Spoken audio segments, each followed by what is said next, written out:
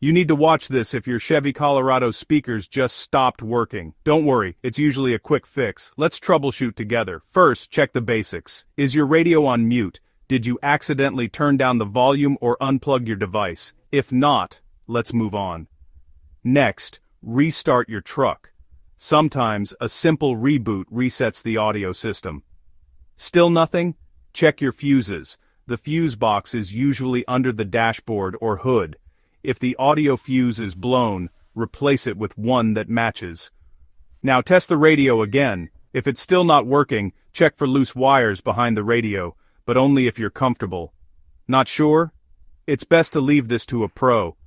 If your touchscreen is frozen, try holding the power button for 10 seconds. This can often reset the system. Still silent. Your speakers or wiring might have deeper issues. In that case, visit your Chevy dealer or trusted mechanic. Remember, most Chevy Colorado audio problems are easy to fix at home. And if not, help is just a call away. Don't let silence win. Get your ride singing again.